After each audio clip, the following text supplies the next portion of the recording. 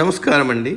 భగవద్గీతలో నేడు 17వ అధ్యాయము శ్రద్ధాత్రయ విభాగ యోగమునందు 23వ శ్లోకము తాత్పర్యం వివరిస్తున్నది మీ విజయభాస్కర్. ఓం తస్సదితి నిర్దేశో బ్రహ్మణస్త్రివిధః స్మృతః బ్రాహ్మణాస్తేన వేదాశ్చ యజ్ఞాశ్చ విహితా పురా. తాత్పర్యం: బ్రహ్మను ఓమని, తత్తని, సత్తని 3 విధాలుగా నిర్ణయిస్తారు. ఈ 3 పేర్లతోనే పూర్వము బ్రాహ్మణులను, వేదములను, అందులో చెప్పబడిన యజ్ఞ విధులను నామరూపములతో నిర్వచించారు. ఇక్కడ మరొక విషయం ప్రతిపాదిస్తున్నారు పరమాత్మ. ఓంకారమును ప్రణవం అని అంటారు. సృష్టిలో మొట్టమొదటి శబ్దం ఓంకారం. ఓంకారం అనే బ్రహ్మ అని అంటారు. ఓం ఇది ఏకాక్షరం బ్రహ్మ అని సంధ్యావందనంలో చెప్పుకుంటాం. ప్రతి పదమునకు ముందు ఓం అని చేరుస్తారు. అష్టోత్తరములో కానీ సహస్రనామములలో కానీ ఓం ముందు ఉంటుంది. ఈ ఓంకారం వల్లనే వేదములు సమస్త వాంగ్మయం ఏర్పడింది. యజ్ఞములలో ఓంకారం అత్యంత ప్రాధాన్యమైంది. పరబ్రహ్మ స్వరూపమునకు పేరు లేదు, రూపము లేదు. కానీ పరబ్రహ్మను ధ్యానించాలంటే ఏదో ఒక శబ్దము కానీ రూపం కానీ ఉండాలి కదా. అందుకే ప్రణవం పుట్టింది. అదే ఓంకారం. అకార ఉకార మకారాలు కలిస్తే ఓంకారం. తర్వాత వితత్సత్, ఈ 3 మంత్రముల ద్వారా పరబ్రహ్మను ధ్యానించేవారు. పూర్వం ఋషులు ఓం తత్సత్ అనేవి పరబ్రహ్మకు ప్రతీకలు. తస్య వాచక ప్రణవః, ఆ పరమాత్మ యొక్క నామమే ఓంకారం. తజ్జపస్థదర్భ భావనం, ఓంకారమును జపిస్తూ దాని అర్థమును మనసులో భావించాలి. ఓం అంటే మనల్ని పోషించేది, రక్షించేదని కూడా అర్థం. అదే పరబ్రహ్మ స్వరూపం. తత్ అంటే అది, అన్నిటికన్నా దూరంగా, వేరుగా, అగోచరమైనది, రూపము లేనిది. అందుకని దానిని తెలుసుకోవడానికి మనం శబ్దమునే ప్రమాణంగా స్వీకరిస్తాం. ఆ శబ్దమే ఓం. తత్ అంటే ఆ ఓంకారము, సత్ అంటే ఉన్నది.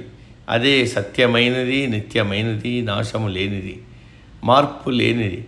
ఈ ఓం తత్సత్ అనే ప్రణవ మంత్రమును మొట్టమొదట బ్రహ్మగారు ఆవిష్కరించారు.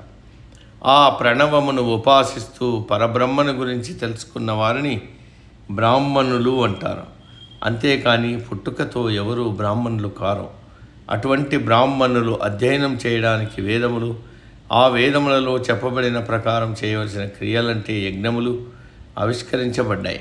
కేవలం దేవతలకు సంబంధించిన స్తోత్రములు, యజ్ఞయాగములు మొదలగు కర్మకాండలు, వీటి గురించి చెప్పబడిన వేద భాగమును వేదపూర్వమని, పరమాత్మ గురించి, ఆత్మతత్వమును గురించి చెప్పబడిన వేద భాగమును వేదాంతం అంటే ఉపనిషత్తులని చెప్పబడ్డాయి.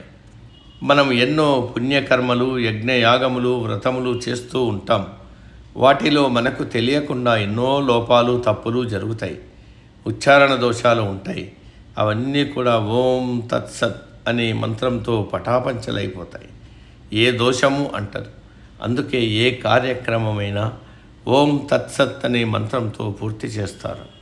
కానీ ఈ మంత్రమును కేవలం యాంత్రికంగా కాకుండా అర్థం తెలుసుకొని, అంటే పరమాత్మను మనసులో భావిస్తూ ఆ మంత్రము పరమాత్మ, పరబ్రహ్మ స్వరూపమే అని భావిస్తే ఆ మంత్రము ఎక్కువ శక్తివంతంగా పనిచేస్తుంది.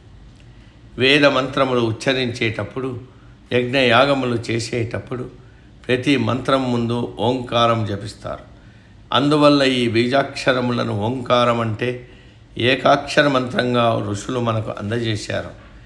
ఏ మంత్రము జపించలేని వారు ఓంకారమును జపిస్తే చాలు. ఓం అంటే పరబ్రహ్మస్వరూపం. తత్ అంటే ఆ పరబ్రహ్మస్వరూపమే. సత్ సత్యమైనది, నిత్యమైనది, నాశము, మార్పు లేనిది. పరబ్రహ్మము తప్ప మిగిలినది అంతా నాశనమయ్యేదే, మార్పు చెందేదే. ఓం తత్సత్ అనే పదం నుండి బ్రహ్మ సత్యం, జగన్మిథ్య అనే సూక్తి ఆవిర్భవించింది. కాబట్టి మానవులందరూ ఓం తత్సత్ అనే మంత్రమును జపిస్తూ దాని అర్థం తెలుసుకుని పరమాత్మ ఒక్కడే సత్యం, మిగిలింది అంతా అసత్యము, మిథ్య, ఈ రోజు నుండి రేపు ఉండకుండా పోయేదే అనే సత్యమును గ్రహిస్తూ ఈ ప్రాపంచిక విషయాల మీద ఆసక్తిని, అనుబంధాన్ని తగ్గించుకోవాలి. నేటికి సమాప్తం. తదుపరి శ్లోకం రేపటి రోజు. సర్వే జన సుఖినో భవంతు. అందరూ బాగుండాలి, అందులో మనం ఉండాలి.